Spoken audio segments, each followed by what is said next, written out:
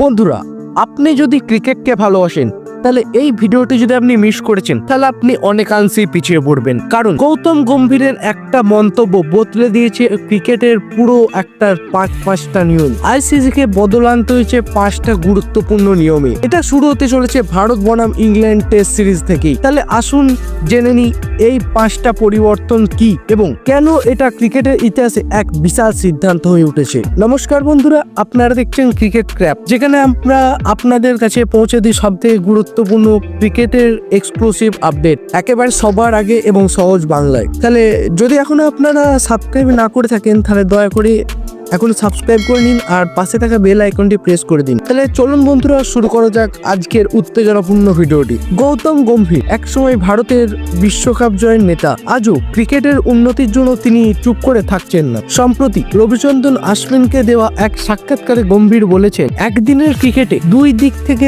দুটি বল ব্যবহার করাটা বোলারদের প্রতি অন্যায়, রিভার্স সুইং করার সুযোগ কমে যায়।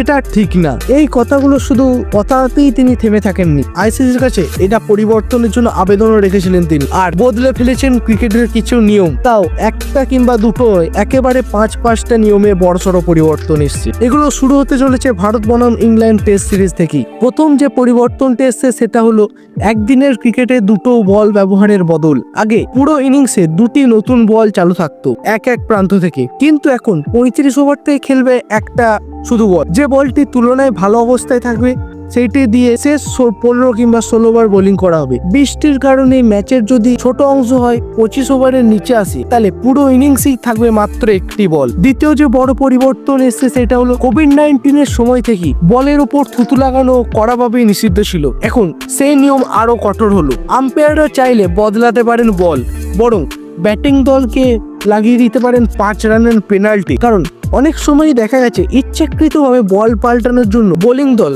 বারবার বলে থুতু লাগাচ্ছে, যেটা বলের কন্ডিশনকে অনেকটাই খারাপ করে দেয়। তাই এই নিয়মটা অনেকটাই কার্যকরী হতে চলেছে বোলিং টিমেদের ওপর।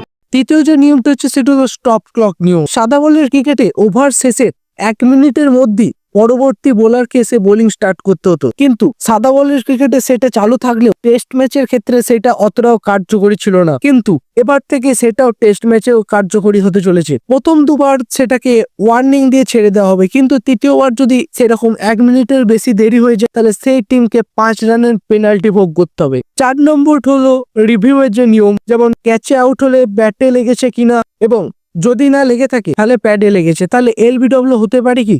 এই দুটো বিষয় কি খতিয়ে দেখার দায়িত্ব থার্ড আম্পায়ারের ওপর একটু জোর বাড়িয়েছেন এই নিয়ম পরিবর্তনের মাধ্যমে।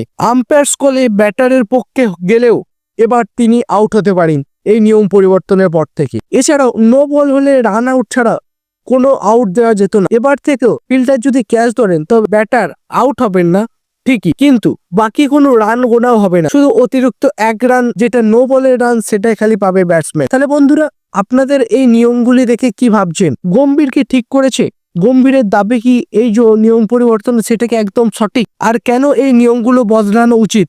আপনাদের এ বিষয়ে কি মত অবশ্যই কমেন্ট করে জানাতে ভুলবেন না। আর ভিডিওটি ভালো লেগে থাকলে একটা লাইক করে দিন আর বন্ধুর সঙ্গে শেয়ার করে দিন অবশ্যই। আর আপনারা যদি চ্যানেলে নতুন হন চ্যানেলটি সাবস্ক্রাইব করে ডেসক্রিপশন বক্সে থাকা লিঙ্কে ক্লিক করে আমাদের টেলিগ্রাম চ্যানেল, হোয়াটসঅ্যাপ চ্যানেল এবং ফেসবুক পেজে অবশ্যই যোগ দিন, যেখানে আমরা ক্রিকেট রিলেটেড আপডেট সবার প্রথমে দিয়ে থাকি। তাহলে অবশ্যই ক্রিকেট রিলেটেড আপডেট পেতে হলে তোমাদেরকে আমাদের কমিউনিটিতে যোগ দিতে হবে। তাহলে বন্ধুরা, আজকের মতো এখানেই বিদায় নিচ্ছি। ফিরে আসছি খুব শীঘ্রই নতুন কোনো ক্রিকেটের আপডেট নিয়ে।